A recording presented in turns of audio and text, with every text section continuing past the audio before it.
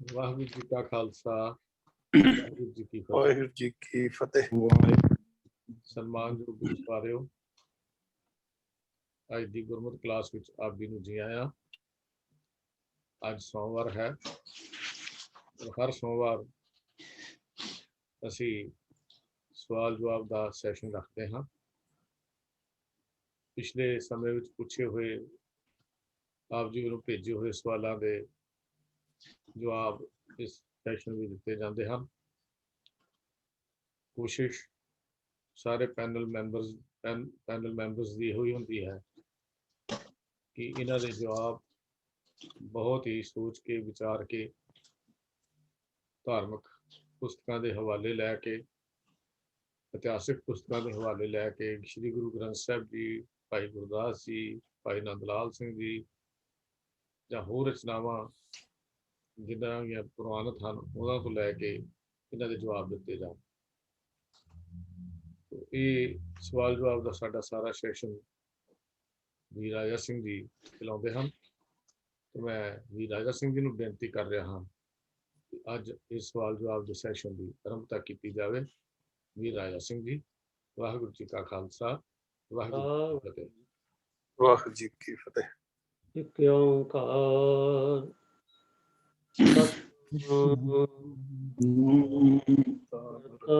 ਪੁਰਖ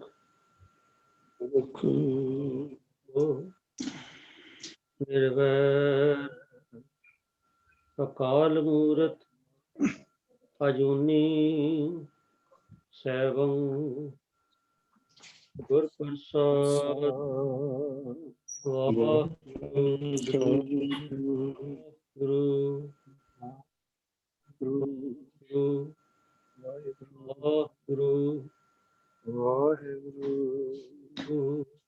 ਵਾਹਿਗੁਰੂ ਵਾਹਿਗੁਰੂ ਜੀ ਕੀ ਫਤਿਹ। ਸਾਰੀ ਸੰਗਤ ਨੂੰ ਜੀਓ। ਸਵਾਲ ਜਵਾਬ ਸੈਸ਼ਨ ਸ਼ੁਰੂ ਕਰਨ ਤੋਂ ਪਹਿਲਾਂ ਸਾਰੇ ਜੋ ਪੈਨਲ ਮੈਂਬਰਾਂ ਦੇ ਭੈਣਾਂ ਨੇ ਉਹ ਸੰਗਤ ਨਾਲ ਫਤਿਹ ਸਾਂਝੀ ਕਰਨਗੇ ਜੀ। ਤੋਂ ਸਰ ਤਜਿੰਦਰ ਸਿੰਘ ਜੀ। ਵਾਹਿਗੁਰੂ ਜੀ ਕਾ ਖਾਲਸਾ, ਵਾਹਿਗੁਰੂ ਜੀ ਕੀ ਫਤਿਹ।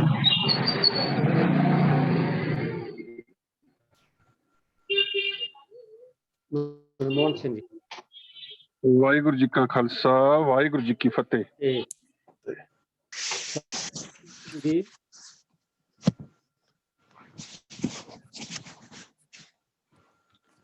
ਸਰਦਾਰ MP ਸਿੰਘ ਜੀ ਦਿੱਲੀ ਤੋਂ। ਵਾਹਿਗੁਰੂ ਜੀ ਕਾ ਖਾਲਸਾ, ਵਾਹਿਗੁਰੂ ਜੀ ਕੀ ਫਤਿਹ। ਜਗੀਰ ਸਿੰਘ ਜੀ। ਹਾਂਜੀ, ਵਾਹਿਗੁਰੂ ਜੀ ਕਾ ਖਾਲਸਾ, ਵਾਹਿਗੁਰੂ ਜੀ ਕੀ ਫਤਿਹ। ਸਾਹ ਕਿੱਕਰ ਸਿੰਘ ਜੀ ਬਠਿੰਡਾ ਤੋਂ।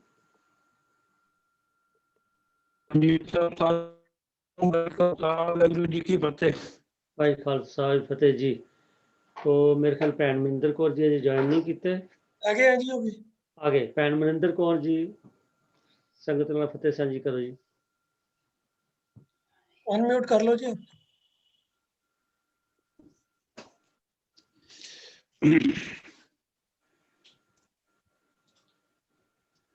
ਮਨਿੰਦਰ ਕੌਰ ਜੀ ਨੂੰ ਰਿਕੁਐਸਟ ਹੈ ਜੀ, ਅਨਮਿਊਟ ਕਰ ਲਓ ਆਪਣੇ ਆਪ। ਵਾਹਿਗੁਰੂ ਜੀ ਕਾ ਖਾਲਸਾ, ਵਾਹਿਗੁਰੂ ਜੀ ਕੀ ਫਤਿਹ। ਤੋਂ ਵੀਰ ਹਰਜੀਤ ਸਿੰਘ ਜੀ ਵਿੱਚ ਹਾਜ਼ਰ ਨੇ, ਆਪ ਨਾਲ ਪਹਿਲੇ ਫਤਿਹ ਸਾਂਝੀ ਕੀਤੀ ਹੈ। ਤਾਂ ਆਓ ਸਤ ਸੰਗਤ ਜੀ, ਆਪ ਜੀ ਨੇ ਜੋ ਵੱਖ-ਵੱਖ ਵਿਸ਼ਿਆਂ ਤੇ ਸਾਨੂੰ ਸਵਾਲ ਭੇਜੇ ਨੇ, ਉਹਨਾਂ ਦੀ ਇੱਕ ਸਵਾਲ ਲੈ ਕੇ ਆਪਾਂ ਆਪ ਨਾਲ ਵਿਚਾਰ ਸਾਂਝੇ ਕਰਾਂਗੇ ਜੀ। ਸਵਾਲ ਜਿਹੜੇ ਨੇ ਹਰ ਵਾਰ ਦੀ ਤਰ੍ਹਾਂ ਵੱਖ-ਵੱਖ ਵਿਸ਼ਿਆਂ ਤੇ ਨੇ, ਮਰਿਆਦਾ ਬਾਰੇ ਔਰ ਗੁਰਬਾਣੀ ਦੇ ਉਚਾਰਨ ਬਾਰੇ ਔਰ ਇਤਿਹਾਸ ਦੇ ਨਾਲ ਕੁਝ ਸੰਬੰਧਿਤ ਜਿਹੜੇ ਇਹ ਸਵਾਲ ਸਾਡੇ ਕੋਲ ਆਏ ਨੇ। ਤੋਂ ਆਪਾਂ ਸਵਾਲ ਜਿਹੜੇ ਨੇ ਉਹ ਆਪ ਨਾਲ ਸਾਂਝੇ ਕਰਦੇ ਹਾਂ। ਤੋਂ ਕਈ ਵਾਰੀ ਆਪਾਂ ਜਿਸ ਵੇਲੇ ਗੁਰਬਾਣੀ ਪੜ੍ਹਦੇ ਹਾਂ, ਇੱਕ ਚੰਗੀ ਸਮਝੋ ਆਪਾਂ ਕਹਿ ਸਕਦੇ ਹਾਂ ਖਸਲਤ ਹੈ ਕਿ ਗੁਰਬਾਣੀ ਨੂੰ ਆਪਾਂ ਜਿੰਨਾ ਧਿਆਨ ਨਾਲ ਪੜ੍ਹੀਏ, ਸਾਡੇ ਮਨ ਵਿੱਚ ਕਈ ਤਰ੍ਹਾਂ ਦੇ ਸਵਾਲ ਆਉਂਦੇ ਨੇ, ਔਰ ਉਹਨਾਂ ਦਾ ਜਵਾਬ ਹੋਣਾ ਸਪਸ਼ਟ ਹੋਣਾ ਜ਼ਰੂਰੀ ਹੈ। ਚੰਗੀ ਗੱਲ ਹੈ ਕਿ ਜਿਸ ਵੇਲੇ ਆਪਾਂ ਬਾਣੀ ਪੜ੍ਹਦੇ ਹਾਂ, ਕਦੀ ਸਾਨੂੰ ਬਾਣੀ ਦੇ ਉਚਾਰਨ ਬਾਰੇ, ਕਈ ਵਾਰੀ ਇਹ ਹੁੰਦਾ ਵੀ ਇਹੋ ਜਿਹੇ ਅੱਖਰ ਜਿਹੜਾ ਇਹ ਕਿਉਂ ਹੈ ਜਾਂ ਇਹਦਾ ਅਰਥ ਕੀ ਬਣਦਾ, ਇਹੋ ਜਿਹੀ ਮਨ ਜਿਹੜੀ ਕਰਿਆਸਿਟੀ ਆਣੀ ਹੈ, ਇਹ ਇੱਕ ਡਿਵੈਲਪਮੈਂਟ ਲਈ, ਮੈਂਟਲ ਡਿਵੈਲਪਮੈਂਟ ਲਈ, ਸਾਡੀ ਸਪਿਰਿਚੁਅਲ ਡਿਵੈਲਪਮੈਂਟ ਲਈ ਚੰਗੀ ਗੱਲ। ਤੇ ਇੱਕ ਸਵਾਲ ਸਾਡੇ ਕੋਲ ਆਇਆ, ਇਹ ਸਰ ਜਲਵੰਤ ਸਿੰਘ ਜੀ ਦੇ ਰਾਹੀਂ ਫਿਰੋਜ਼ਪੁਰ ਤੋਂ ਸਾਡੇ ਨਾਲ ਇੱਕ ਹੋਰ ਵੀਰ ਜੀ ਜੁੜਦੇ ਨੇ, ਪਨੇਸਰ ਵੀਰ ਜੀ, ਉਹਨਾਂ ਨੇ ਭੇਜਿਆ ਹੈ। ਪਹਿਲਾਂ ਤਾਂ ਮੈਂ ਖਿਮਾ ਮੰਗਦਾ ਕਿ ਇਹ ਪਿਛਲੇ ਹਫਤੇ ਸਾਡੇ ਕੋਲੋਂ ਸਕਿਪ ਹੋ ਗਿਆ, ਰਹਿ ਗਿਆ ਸੀਗਾ। ਪਿਛਲੇ ਹਫਤੇ ਉਹਨਾਂ ਨੇ ਸਾਨੂੰ ਯਾਦ ਕਰਵਾਇਆ, ਤੋਂ ਇਸ ਕਰਕੇ ਸਭ ਤੋਂ ਪਹਿਲਾਂ ਉਹ ਸਵਾਲ ਲਵਾਂਗੇ ਜੀ। ਉਹਨਾਂ ਦਾ ਸਵਾਲ ਹੈ ਕਿ ਪਰਮਾਤਮਾ ਅਕਾਲ ਮੂਰਤ ਹੈ, ਭਾਵ ਕਾਲ ਤੋਂ ਰਹਿਤ ਹੈ, ਪਰ ਗੁਰਬਾਣੀ ਵਿੱਚ ਇੱਕ ਤੁਕ ਆਉਂਦੀ ਹੈ, ਸ੍ਰੀ ਗੁਰੂ ਗ੍ਰੰਥ ਸਾਹਿਬ ਦੇ ਪੰਨਾ 413 ਤੇ ਹੈ ਕਿ ਆਪ ਮਾਰੈ ਮਾਰੇ ਭੀ ਆਪ ਉਪਾਏ ਥਾਪ ਉਥਾਪ।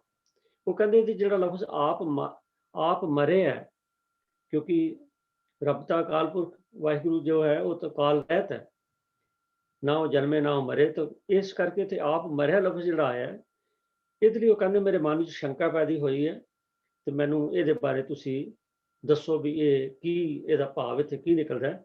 ਤੋ ਆਪਣਾ ਵੀਰ ਤੇਜਿੰਦਰ ਸਿੰਘ ਜੀ, ਉਹਨਾਂ ਨੂੰ ਬੇਨਤੀ ਹੈ ਵੀ ਇਹਦੇ ਬਾਰੇ ਉਹ ਚਾਨਣਾ ਪਾਉਣ।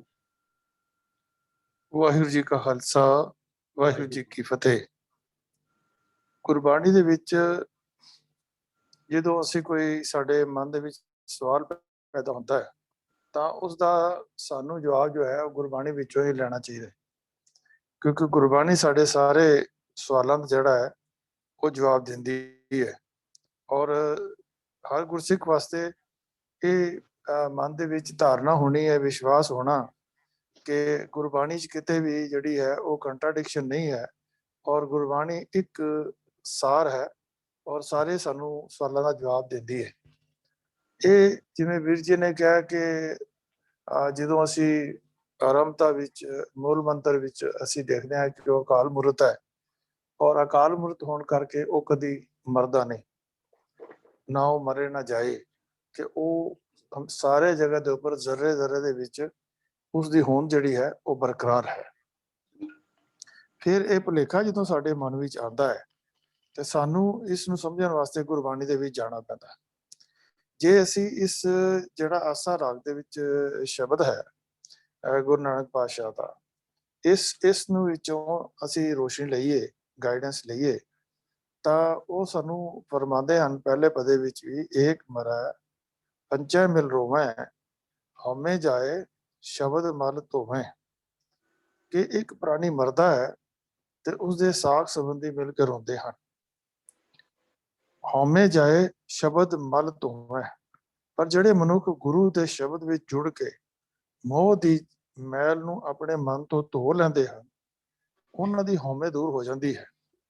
ਔਰ ਜਦੋਂ ਹਉਮੈ ਦੂਰ ਹੋ ਜਾਂਦੀ ਹੈ ਤਾਂ ਫਿਰ ਕੀ ਹੁੰਦਾ, ਸਮਝ ਸੂਝ ਸਹਿਜ ਕਰ ਹੋਵੈ। ਉਹ ਇਹ ਸਮਝ ਕੇ ਕਿ ਸਭ ਵਿੱਚ ਪ੍ਰਭੂ ਦੀ ਜੋਤ ਹੈ, ਕਿਸੇ ਸੰਬੰਧੀ ਦਾ ਸਰੀਰ ਨਾਸ ਹੋਣ ਤੇ ਅਡੋਲ ਆਤਮਕ ਅਵਸਥਾ ਵਿੱਚ ਟਿਕੇ ਰਹਿੰਦੇ ਹਨ। ਪਹਿਲੀ ਤੇ ਗੱਲ ਹੈ ਕਿ ਜਦੋਂ ਕਿਸੇ ਪ੍ਰਾਣੀ ਦੀ ਮ੍ਰਿਤੂ ਹੁੰਦੀ ਹੈ, ਉਸ ਦੀ ਮ੍ਰਿਤੂ ਦੇ ਨਾਲ ਜਿਹੜਾ ਉਸ ਵਿਅਕਤੀ ਦੇ ਨਾਲ ਸੰਬੰਧ ਹੁੰਦਾ ਹੈ, ਉਹ ਦੂਸਰਾ ਵਿਅਕਤੀ ਓਨਾ ਹੀ ਉਸ ਨੂੰ ਯਾਦ ਕਰ ਕਰਕੇ ਉਹਦੀ ਘਾਟ ਮਹਿਸੂਸ ਕਰ ਕਰਕੇ ਰੋਂਦਾ ਹੈ। ਲੇਕਿਨ ਜਦੋਂ ਉਸ ਨੂੰ ਇਹ ਸਮਝ ਆ ਜਾਂਦੀ ਹੈ ਕਿ ਇਹ ਸਿਰਫ ਸਰੀਰ ਨਾਸ ਹੋਇਆ ਹੈ, ਇਸ ਦੇ ਅੰਦਰ ਜੋ ਪ੍ਰਭੂ ਦੀ ਜੋਤ ਸੀ ਉਹ ਨਾਸ ਨਹੀਂ ਹੋਈ ਹੈ, ਤੇ ਜਦੋਂ ਉਹ ਸਿਰਫ ਰੋਂਦਾ ਹੀ ਹੈ, ਉਹਨੂੰ ਇਸ ਗੱਲ ਦੀ ਸਮਝ ਨਹੀਂ ਆਉਂਦੀ ਕਿ ਪਰਮਾਤਮਾ ਦੀ ਇਸ ਦੇ ਵਿੱਚ ਆਪਣੀ ਜਿਹੜੀ ਹੈ ਉਹ ਹੋਂਦ ਜਿਹੜੀ ਹੈ ਉਹ ਸੀ, ਔਰ ਪਰਮਾਤਮਾ ਨੇ ਆਪਣੀ ਜਿਹੜੀ ਜੋਤ ਹੈ ਵਿੱਚੋਂ ਕੱਢ ਲਈ ਹੈ। ਔਰ ਜੋਤ ਜਿਹੜੀ ਹੈ ਉਹ ਨਾਸਵੰਦ ਨਹੀਂ ਹੈ, ਉਹ ਹਮੇਸ਼ਾ ਹੀ ਜਿੰਦਾ ਰਹਿਣ ਵਾਲੀ ਹੈ। ਤਾਂ ਕੌਣ ਮਰੇ ਕੌਣ ਰੋਵੇ, ਉਹੀ ਕਿ ਫਿਰ ਉਸ ਨੂੰ ਕੌਣ ਜੋ ਮਰਦਾ ਉਹਦੇ ਵਿੱਚੋਂ, ਔਰ ਉਸ ਮਰੇ ਹੋਏ ਨੂੰ ਮਤਲਬ ਅਸੀਂ ਕਿਵੇਂ ਕਹਿ ਸਕਦੇ ਹਾਂ ਕਿ ਉਹ ਜਿਹੜੇ ਉਹਦੇ ਚੋਂ ਕੀ ਚੀਜ਼ ਮਰੀ ਹੈ, ਇਸ ਦੀ ਸਮਝਣ ਦੀ ਸਾਨੂੰ ਲੋੜ ਹੈ। ਕਰਨ ਕਾਰਨ ਸਭ ਸੇ ਸਿਰ ਤੋਂ ਹੀ, ਇਹ ਰਹਾਉ ਦੀ ਪੰਕਤੀ ਹੈ। ਜਿਸ ਦਾ ਸਰੀਰ ਬਿਨਸਦਾ ਹੈ ਉਹ ਵੀ ਆਪ ਹੀ ਹੈ, ਤੇ ਰੋਣ ਵਾਲਾ ਵੀ ਤਾਂ ਆਪ ਹੀ ਹੈ। ਮੈਂ ਸਾਰੇ ਵੀਰਾਂ ਨੂੰ, ਸੰਗਤ ਨੂੰ ਬੇਨਤੀ ਕਰਾਂਗਾ ਕਿ ਥੋੜਾ ਜਿਹਾ ਸਹਿਜਤਾ ਵਿੱਚ ਆ ਕਰਕੇ ਬਿਰਤੀ ਇਕਾਗਰ ਕਰਕੇ ਅਗਰ ਅਸੀਂ ਉਸ ਨੂੰ ਸੁਣਾਂਗੇ ਤਾਂ ਸਾਨੂੰ ਸਮਝ ਆ ਜਾਏਗਾ, ਕਿਉਂਕਿ ਇਹ ਇੱਕ ਟਿਕਲਿਸ਼ ਮੈਟਰ ਹੈ ਜਿਹੜਾ ਆਮ ਤੌਰ ਤੇ ਸਾਨੂੰ ਕਨਫਿਊਜ਼ਨ ਪੈਦਾ ਕਰਦਾ ਹੈ। ਤਾਂ ਹਾਉ ਵਿੱਚ ਸਾਨੂੰ ਇਹ ਗੱਲ ਸਮਝਾ ਦਿੱਤੀ ਹੈ ਕਿ ਜਿਸ ਦਾ ਸਰੀਰ ਬਿਰਸਦਾ ਹੈ ਉਹ ਵੀ ਤੂੰ ਆਪ ਹੀ ਹੈ। ਅਸੀਂ ਦੇਖੀਏ ਜਦੋਂ ਅਸੀਂ ਆਨੰਦ ਸਾਹਿਬ ਦੇ ਵਿੱਚ ਅਸੀਂ ਗੱਲ ਕਰਦੇ ਹਾਂ ਤੇ ਸਾਨੂੰ ਉੱਥੇ ਇਹ ਗੱਲ ਸਮਝ ਆਉਂਦੀ ਹੈ, ਅਖੀਰਲੀ ਜਿਹੜੀ 40ਵੀਂ ਪੌੜੀ ਹੈ ਕਿ ਹਰ ਜੀਓ ਗੁਫਾ ਅੰਦਰ ਰੱਖ ਕੇ ਬਾਜਾ ਪਵਨ ਵਜਾਇਆ, ਕਿ ਇਹ ਸਰੀਰ ਜਿਹੜਾ ਸੀ ਇੱਕ ਹਨੇਰੀ ਗੁਫਾ ਸੀ, ਉਸ ਦੇ ਅੰਦਰ ਪਰਮਾਤਮਾ ਨੇ ਆਪਣੀ ਜੋਤ ਰੂਪੀ ਜਿਹੜੀ ਜੀਵ ਹੈ, ਜੀਵ ਆਤਮਾ ਜਿਹੜੀ ਉਸ ਦੇ ਅੰਦਰ ਰੱਖੀ, ਆਪਣਾ ਅੰਸ਼ ਰੱਖਿਆ ਤੇ ਉਸ ਦੇ ਅੰਦਰ ਚਾਨਣਾ ਹੋਇਆ। ਅੰਧਿਆਰੇ ਦੀਪਕ ਚਾਹੀਏ ਇੱਕ ਵਸਤ ਅਗੋਚਰ ਲਈਏ। ਜਦੋਂ ਉਸ ਦੇ ਅੰਦਰ ਉਹ ਸਾਡੇ ਅੰਦਰ ਜੋਤ ਆ ਗਈ ਤਾਂ ਸਾਡੇ ਅੰਦਰ ਉਹ ਗਿਆਨ ਦਾ ਦੀਵਾ ਜਿਹੜਾ ਆਤਮਾ ਦਾ ਜੀਵਾਤਮਾ ਦਾ ਜਿਹੜਾ ਉਹ ਦੀਵਾ ਜਗ ਪਿਆ ਤੇ ਸਾਡੇ ਸਰੀਰ ਦੀ ਰੋਹ ਜਿਹੜੀ ਹੈ ਉਹ ਜਿਹੜੀ ਬਿਲਕੁਲ ਡੈਡ ਪਈ ਸੀਗੀ ਉਹ ਚਾਲੂ ਹੋ ਗਈ।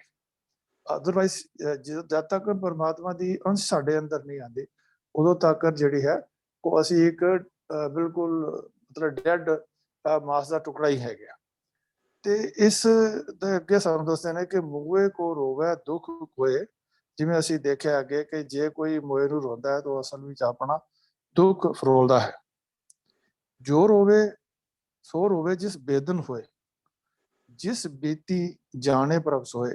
ਪ੍ਰਭ ਜਿਸ ਜੀਵ ਉੱਤੇ ਮੌਤ ਦੀ ਇਹ ਘਟਨਾ ਵਾਪਰਦੀ ਵਰਤਦੀ ਹੈ ਉਹ ਪ੍ਰਭੂ ਹੀ ਇਹ ਰਜਾ ਸਮਝ ਲੈਂਦਾ ਹੈ, ਪ੍ਰਭੂ ਦੀ ਰਜਾ ਸਮਝ ਲੈਂਦਾ ਹੈ ਕਿ ਆਪੇ ਕੀ ਸਮਝਦਾ ਹੈ ਕਿ ਆਪੇ ਕਰਤਾ ਕਰੇ ਸੋ ਹੈ।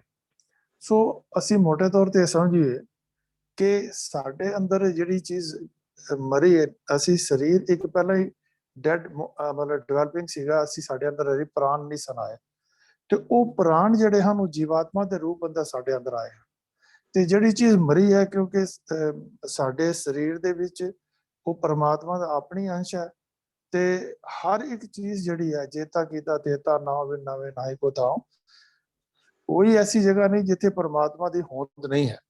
तो इस करके जो मरदा है वो शरीर मरदा है, जो साडा जीवात्मा है वो नहीं मरती, जीवात्मा जिहड़ी है अमर है। तो इस जीवन देने वाला परमात्मा और उस दे विचों अपनी जिहड़ी जोत नूं बाहर खिंच लेना भी परमात्मा है। तो अगर इस पंक्ति नूं असीं इस तरह समझिए तो सानूं समझ आ जाएगी कि परमात्मा नहीं मरदा, लेकिन अपनी जीवात्मा जो खिंच लैंदा है तो ये जिहड़ा पंज भौतिक शरीर है वो माटी माटी हुई एक पौने में पवन समाया ज्योति में जोत रल जाया। तो ये गल सानू समझ आ जाती है। फिर सहजे ही सानू ये क्वेश्चन भी समझ आ जाता है कि कौन मुआ रे कौन मुआ, ब्रह्म बयानी मिल करो विचार, ये तो चलत पया। कि ये तो एक चलत है, एक खेड है कि उस खेड नूं जदों असीं समझ लैंदे आ तो फिर साडे मन दे अंदर ये भरम जिहड़ा है खत्म हो जाता है कि की चीज़ मरी है।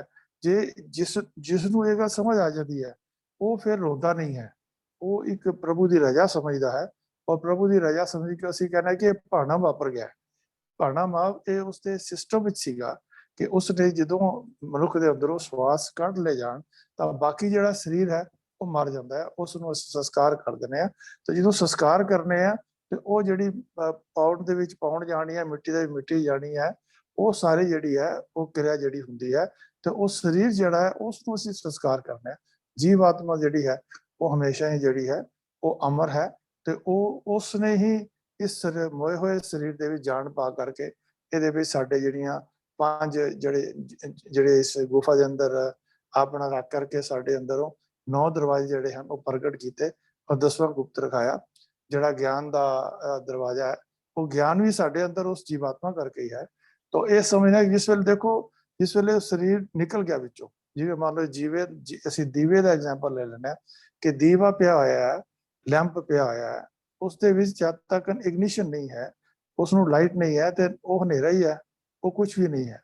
जे साडे घर विच इलैक्ट्रिसिटी आंदी है तो इलैक्ट्रिसिटी दा स्विच ऑफ हो जाता है तो इहदा ये मतलब नहीं है कि वो इलैक्ट्रिसिटी मर गई है या वो ट्यूब मर गई है या वो जिहड़ा कोई भी सिस्टम इलैक्ट्रिकल चल रहा है वो खत्म हो गया। तो ये एक चलित है, एक खेड है, परमात्मा दी सिस्टम है, इसनूं समझण दी लोड़ है। तो ये भुलेखा मरे दा भुलेखा ना पाइए कि परमात्मा मर गया, ਉਸ ਜਿਹੜਾ ਸਰੀਰ ਚੱਲ ਰਿਹਾ ਸੀਗਾ ਉਸ ਪਰਮਾਤਮਾ ਦੀ ਜੋਤ ਕਰਕੇ, ਉਹ ਜੋਤ ਖਿੱਚਣ ਕਰਕੇ ਉਹ ਜਿਹੜੀ ਸਰੀਰ ਦੀ ਜਿਹੜੀ ਹੈ ਉਹ ਮੌਤ ਹੋ ਗਈ ਹੈ। ਔਰ ਇਸ ਜੀਵਨ ਨੂੰ ਔਰ ਮੌਤ ਦੇਣ ਵਾਲਾ ਸਿਰਫ ਪਰਮਾਤਮਾ ਹੈ। ਆਪਣੀ ਮਰਜ਼ੀ ਨਾਲ ਨਾ ਕੋਈ ਜੀ ਸਕਦਾ ਹੈ ਤੇ ਆਪਣੀ ਮਰਜ਼ੀ ਨਾਲ ਨਾ ਕੋਈ ਮਰ ਸਕਦਾ ਹੈ। ਜੋ ਜਪਜੀ ਸਾਹਿਬ ਵੀ ਸਤਿਗੁਰੂ ਨੇ ਫਰਮਾਇਆ, ਜੋਰ ਨਾ ਜੀਵਨ ਮਰਨ ਨਾ ਜੋਰ। ਤੋ ਆਸ ਹੈ ਜਿਹਨੇ ਵੀਰਾ ਜੀ ਨੇ ਸਵਾਲ ਕੀਤਾ ਹੈ ਉਸਨੂੰ ਇਹ ਗੱਲ ਜਿਹੜੀ ਹੈ ਥੋੜੀ ਸਮਝ ਮੈਂ ਕਰਵਾਉਣ ਵਿੱਚ ਅਗਰ ਕੋਸ਼ਿਸ਼ ਕੀਤੀ ਹੈ। ਪਰ ਹੋਰ ਵੀ ਕੋਈ ਇਸ ਆਪਣੇ ਵਿਚਾਰ ਦੇਣਾ ਚਾਹੇ ਤੋ ਜੀ ਸਦਕੇ ਦੇ ਸਕਦੇ ਹਨ। ਵਾਹਿਗੁਰੂ ਜੀ ਕਾ ਖਾਲਸਾ, ਵਾਹਿਗੁਰੂ ਜੀ ਕੀ ਫਤਿਹ। ਫਤਿਹ। ਹਰ ਅੰਦਰ ਬਾਹਰ ਇੱਕ ਤੂੰ ਜਾਣੈ ਭੇਤ, ਜੋ ਕੀਚੈ ਸੋ ਹਰ ਜਾਣਦਾ, ਮੇਰੇ ਮਨ ਹਰ ਚੇਤ। ਵਾਹਿਗੁਰੂ ਦੀ ਜਿਹੜੀ ਇਹ ਕੁਦਰਤ ਹੈ, ਜਿਹੜਾ ਖੇਲ ਹੈ, ਇਹਨੂੰ ਕੋਈ ਵੀ ਨਹੀਂ ਜਾਣ ਸਕਦਾ। ਤੋ ਇਹ ਜਿਹੜਾ ਸਵਾਲ ਸਾਡੇ ਕੋਲ ਆਇਆ ਸੀਗਾ, ਇਹ ਕਾਫੀ ਡੂੰਘਾ ਤੇ ਔਖਾ ਸਵਾਲ ਹੈ, ਪਰ ਵੀਰ ਤੇਜਿੰਦਰ ਸਿੰਘ ਜੀ ਨੇ ਗੁਰਬਾਣੀ ਦੇ ਆਧਾਰ ਤੇ ਹੀ ਸਾਨੂੰ ਦੱਸਿਆ ਔਰ ਬੜਾ ਅੱਛਾ ਦੱਸਿਆ। ਤੇ ਆਪ ਜੀ ਦਾ ਬਹੁਤ ਬਹੁਤ ਧੰਨਵਾਦ ਹੈ। ਅਸਲ ਜੋ ਕੁਛ ਹੈ ਸਭ ਕੁਝ ਵਾਹਿਗੁਰੂ ਹੈ, ਵਾਹਿਗੁਰੂ ਬਗੈਰ ਤਾਂ ਕੁਛ ਹੈ ਹੀ ਨਹੀਂ। ਇਹ ਸਾਡਾ ਇੱਕ ਭਰਮ ਭੁਲੇਖਾ ਹੈ, ਅਸੀਂ ਸੋਚਦੇ ਇਹ ਮੇਰਾ ਸਰੀਰ ਹੈ, ਮੇਰਾ ਹੱਥ ਹੈ ਜਾਂ ਮੇਰਾ ਘਰ ਹੈ। ਅਸਲ ਜੋ ਕੁਝ ਹੈ ਵਾਹਿਗੁਰੂ ਦਾ ਹੀ, ਬੰਦੇ ਦਾ ਕੁਛ ਵੀ ਨਹੀਂ। ਤੋ ਇਸੇ ਗੱਲ ਤੇ ਵੀਰ ਜੀ ਨੇ ਸਾਨੂੰ ਲਿਆਉਂਦਾ ਕਿ ਜੋ ਕੁਝ ਹੈ ਉਹ ਵਾਹਿਗੁਰੂ ਹੈ। ਇਸ ਕਰਕੇ ਉਂਝ ਜੇ ਅਸੀਂ ਸੋਚੀ ਵਾਹਿਗੁਰੂ, ਤੇ ਵਾਹਿਗੁਰੂ ਤਾਂ ਅਕਾਲ ਹੈ, ਉਹ ਮੌਤ ਤੋਂ ਰਹਿਤ ਹੈ। ਪਰ ਜੋ ਕੁਝ ਹੋ ਰਿਹਾ ਉਹਦੇ ਹੁਕਮ ਅਨੁਸਾਰ ਅਸੀਂ ਇੰਝ ਕਹਿ ਲਈਏ ਸੌਖੇ ਲਫ਼ਜ਼ਾਂ ਕਿ ਜੋ ਵੀ ਹੁੰਦਾ ਉਹ ਵਾਹਿਗੁਰੂ ਹੀ ਹੈ ਸਭ ਕੁਝ। ਜੋ ਕਰਨ ਕਰਾਉਣ ਹਾਰ ਸੁਆਮੀ, ਸ਼ਕਲ ਕਟਾ ਕਾ ਅੰਤਰਜਾਮੀ। ਤੋ ਧੰਨਵਾਦ ਵੀਰ ਤੇਜਿੰਦਰ ਸਿੰਘ ਜੀ, ਇੱਕ ਵਾਰ ਫੇਰ ਆਪ ਜੀ ਦਾ। ਤੋ ਆਓ ਸਾਧ ਸੰਗਤ ਜੀ, ਤੇ ਪਿਛਲੇ ਹਫਤੇ ਇੱਕ ਜਿਹੜਾ ਸਵਾਲ ਡਿਸਕਸ ਹੋਇਆ ਸੀ ਵੀ ਆਨੰਦ ਸਾਹਿਬ ਦੀਆਂ 5 ਤੇ ਪੌੜੀਆਂ ਪਹਿਲੀਆਂ ਤੇ ਅਖੀਰਲੀ ਪੌੜੀ ਜਿਹੜੀ ਹੈ ਉਹ ਪੜ੍ਹੀ ਜਾਂਦੀ ਹੈ। ਉਹ ਥੋੜਾ ਜਿਹਾ ਉਹਦੇ 'ਚ ਕੁਝ ਹੋਰ ਗਰੁੱਪ ਚੈਟ ਵਿੱਚ ਸਵਾਲ ਆਏ ਸਨ, ਤੋ ਉਹਨੂੰ ਆਪਾਂ ਥੋੜਾ ਜਿਹਾ ਦੁਬਾਰਾ ਕਰਨ ਲੱਗੇ ਹਾਂ। ਮੈਂ ਵੀਰ MP ਸਿੰਘ ਬੇਨਤੀ ਕਰਾਂਗਾ ਬਈ ਸਵਾਲ ਇਹ ਸੀ ਕਿ ਆਨੰਦ ਸਾਹਿਬ ਦੀਆਂ ਪਹਿਲੀਆਂ 5 ਪੌੜੀਆਂ ਤੇ ਅਖੀਰਲੀ ਪੌੜੀ ਹੀ ਕਿਉਂ ਪੜ੍ਹੀ ਜਾਂਦੀ ਹੈ, ਜਦ ਕਿ ਆਨੰਦ ਸਾਹਿਬ ਵਿੱਚ 40 ਪੌੜੀਆਂ ਤੇ ਦੀਵਾਨ ਦੀ ਸਮਾਪਤੀ ਤੇ ਇਹ ਸਾਡੇ ਮਰਿਆਦਾ ਪ੍ਰਚਲਿਤ ਹੈ ਕਿ 5 ਪੌੜੀਆਂ ਤੇ ਅਖੀਰਲੀ ਪੌੜੀ ਦਾ ਪਾਠ ਕੀਤਾ ਜਾਏ। ਇਹ ਕਿਉਂ ਹੈ? MP ਸਿੰਘ ਜੀ ਕਿਰਪਾ ਕਰੋ। ਵਾਹਿਗੁਰੂ ਜੀ ਕਾ ਖਾਲਸਾ, ਵਾਹਿਗੁਰੂ ਜੀ ਕੀ ਫਤਿਹ ਜੀ। ਜਿੱਥੇ ਤੱਕ ਸਵਾਲ ਇਹ ਹੈ ਕਿ ਭਈ ਕਿਉਂ ਪੜ੍ਹੀਆਂ ਜਾਂਦੀਆਂ ਨੇ ਦੀਵਾਨ ਦੀ ਸਮਾਪਤੀ ਤੇ ਅਤੇ ਪਾਠ ਦੀ ਆਰੰਭਤਾ ਤੇ, ਉਹਦਾ ਤੇ ਸਪਸ਼ਟ ਕਾਰਨ ਇੱਕੋ ਹੀ ਹੈ ਕਿ ਸਿੱਖ ਰਹਿਤ ਮਰਿਆਦਾ ਦੇ ਅੰਦਰ ਇਹ ਗੱਲ ਅੰਕਿਤ ਹੈ ਕਿ ਸਹਿਜ ਪਾਠ ਦੀ ਆਰੰਭਤਾ ਵੇਲੇ ਵੀ ਅਤੇ ਦੀਵਾਨ ਦੀ ਸਮਾਪਤੀ ਵੇਲੇ ਵੀ ਅਰਦਾਸ ਤੋਂ ਪਹਿਲਾਂ ਇਹ 5 ਪੌੜੀਆਂ ਆਨੰਦ ਸਾਹਿਬ ਦੀ ਔਰ ਅੰਤਲੀ 40ਵੀਂ ਪੌੜੀ ਪੜ੍ਹ ਕੇ ਹੀ ਜੋ ਹੈ ਦੀਵਾਨ ਦੀ ਸਮਾਪਤੀ ਕੀਤੀ ਜਾਵੇ। ਇੱਕ ਸਵਾਲ ਦਾ ਹਿੱਸਾ ਇਹ ਵੀ ਸੀ ਕਿ ਕਦੋਂ ਤੋਂ ਇਹ ਚੱਲ ਰਿਹਾ ਹੈ। ਤਾਂ ਜੋ ਅਰਲੀਐਸਟ ਸਾਡੇ ਕੋਲ ਰਿਸੋਰਸ ਰਿਕਾਰਡ ਵਿੱਚ ਮਿਲਦਾ ਹੈ, ਸਨ 1936 ਚ ਜਦੋਂ ਓਰੀਜਨਲੀ ਸਿੱਖ ਰਹਿਤ ਮਰਿਆਦਾ ਦਾ ਜੋ ਪਹਿਲਾ ਡਰਾਫਟ ਤਿਆਰ ਹੋਇਆ ਸੀ, ਜਿਹਦੇ ਵਿੱਚ ਰਹਿਤ ਮਰਿਆਦਾ ਕਮੇਟੀ ਵਾਲੇ ਸਾਰੇ ਮੈਂਬਰਾਂ ਨੇ ਉਹਨੂੰ ਅਪਰੂਵ ਕੀਤਾ ਸੀ, ਤਾਂ ਉਹਦੇ ਅੰਦਰ ਵੀ ਇਹ ਜਿਹੜੀ ਧਾਰਾ ਹੈ ਇਹ ਅੰਕਿਤ ਹੈ ਕਿ ਦੀਵਾਨ ਦੀ ਸਮਾਪਤੀ ਵੇਲੇ 5 ਪੌੜੀਆਂ ਆਨੰਦ ਸਾਹਿਬ ਦੀਆਂ ਔਰ 40ਵੀਂ ਪੌੜੀ ਪੜ੍ਹ ਕੇ ਹੀ ਦੀਵਾਨ ਦੀ ਸਮਾਪਤੀ ਕੀਤੀ ਜਾਵੇ। ਸੋ ਇਤਨਾ ਤਾਂ ਅਸੀਂ ਘੱਟੋ ਘੱਟ ਜਾਣਦੇ ਹਾਂ ਕਿ ਸਨ 1936 ਤੋਂ ਪਹਿਲਾਂ ਤੋਂ ਹੀ ਇਹ ਮਰਿਆਦਾ ਲਾਗੂ ਸੀ ਔਰ ਵਰਤੋਂ ਵਿੱਚ ਆ ਰਹੀ ਸੀ, ਤਾਂ ਹੀ ਰਹਿਤ ਮਰਿਆਦਾ ਦੀ ਜੋ ਕਮੇਟੀ ਸੀ ਉਹਨਾਂ ਨੇ ਇਸ ਗੱਲ ਨੂੰ ਰਿਕਾਰਡ ਵਿੱਚ ਲਿਆਂਦਾ ਹੈ। ਕਿਉਂ ਇਹ 40 ਪੌੜੀ ਦੇ ਆਨੰਦ ਸਾਹਿਬ ਪੂਰਾ ਪੜ੍ਹਨ ਦੀ ਬਜਾਏ 5+1 ਕਰਕੇ ਇਸ ਤਰ੍ਹਾਂ ਕਿਉਂ ਸ਼ੁਰੂ ਹੋਇਆ? ਇਹਦੇ ਬਾਰੇ ਸਿਰਫ ਇੱਕ ਅੰਦਾਜ਼ਾ ਲਗਾਇਆ ਜਾ ਸਕਦਾ ਹੈ।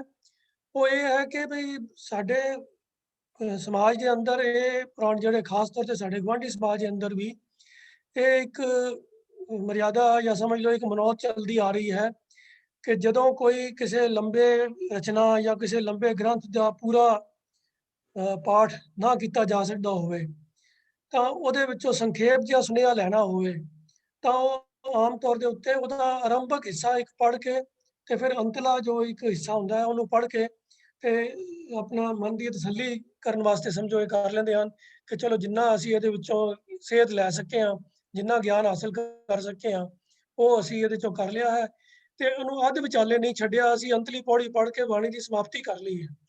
ਇਹ ਪੁਰਾਣੇ ਕਈ ਸਾਰੇ ਫਿਰਕਿਆਂ ਦੇ ਅੰਦਰ ਵੀ ਇਹ ਮਰਿਆਦਾ ਜਿਹੜੀ ਹੈ ਉਹ ਪ੍ਰਚਲਿਤ ਹੈ।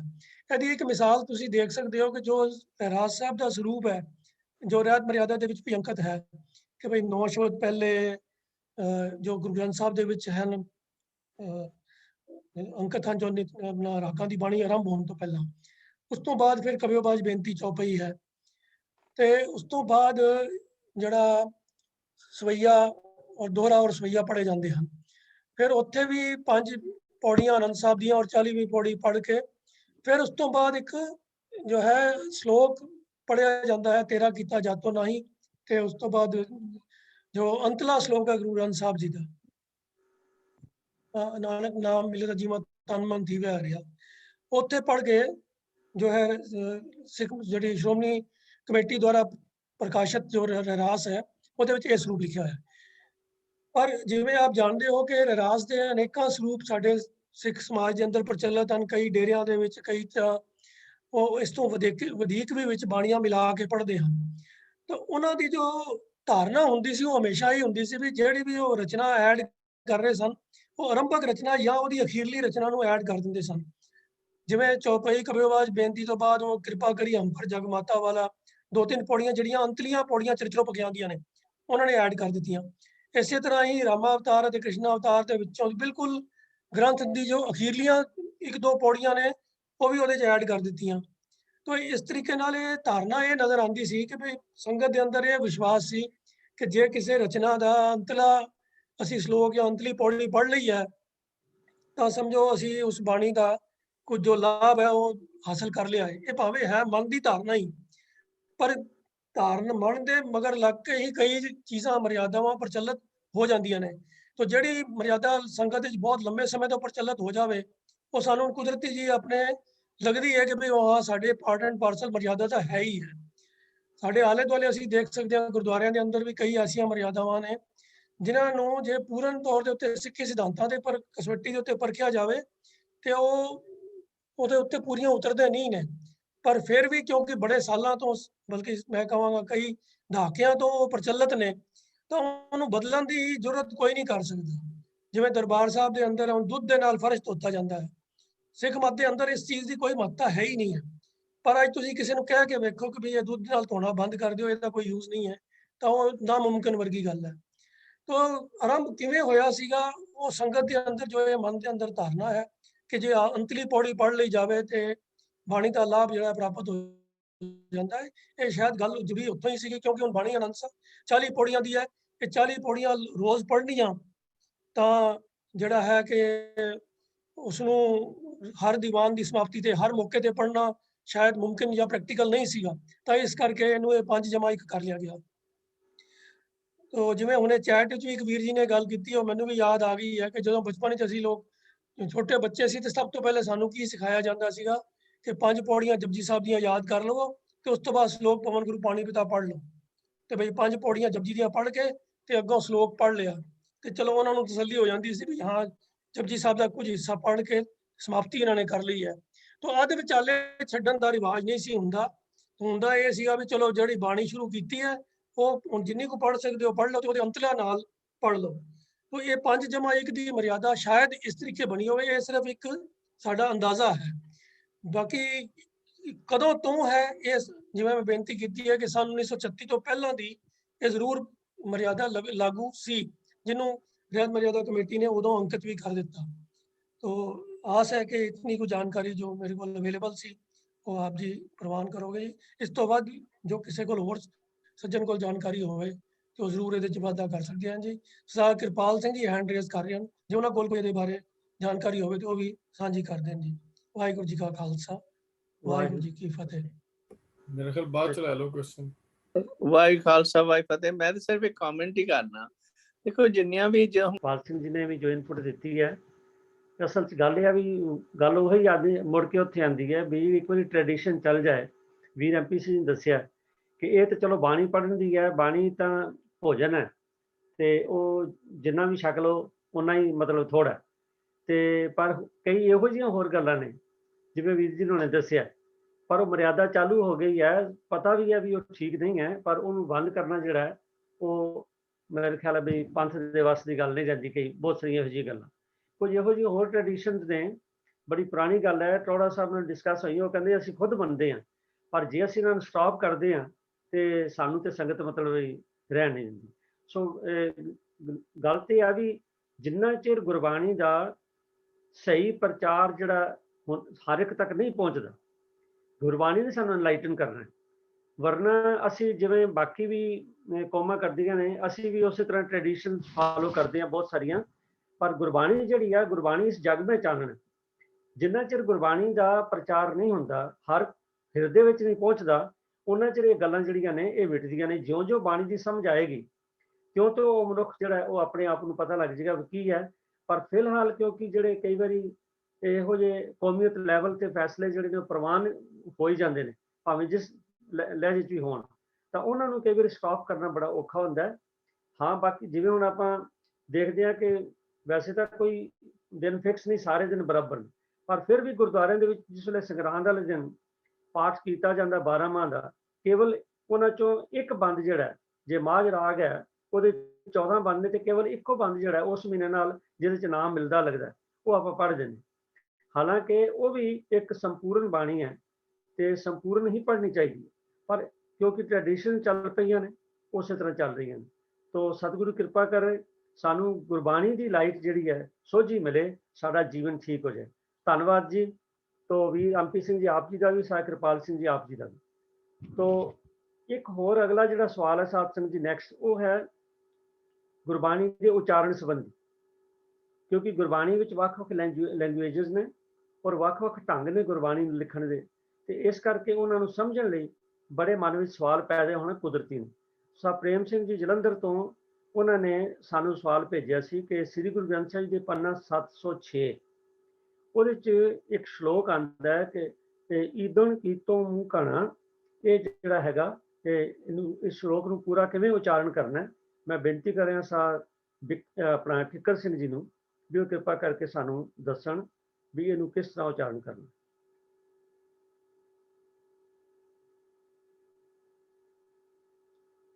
ਸਾਹਿਬ ਠਿੱਕਰ ਸਿੰਘ ਜੀ।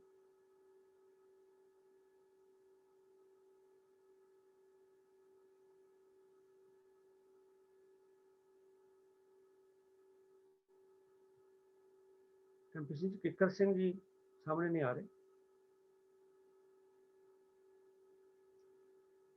जब तक अगले सवाल चलिए। किक्कर सिंह ज्वाइन नहीं करते। उच्चारण संबंधी एक होर सवाल सारे को आया है। गुरबाणी च अखर बड़ी बारी आता है, ये शब्द ऐड़ा गग्गा ते मां, इनू किस तरह उच्चारण करना है। मैं बेनती कर रहा साथ जगीर सिंह जी नूं भी कृपा करके ऐड़ा गग्गा ते मां ਇਹਦਾ ਉਚਾਰਨ ਕੀ ਹੈ, ਇਹ ਕਿਰਪਾ ਕਰਕੇ ਸਾਨੂੰ ਦੱਸੋ ਜੀ। ਸਾਜਗੀਰ ਸਿੰਘ।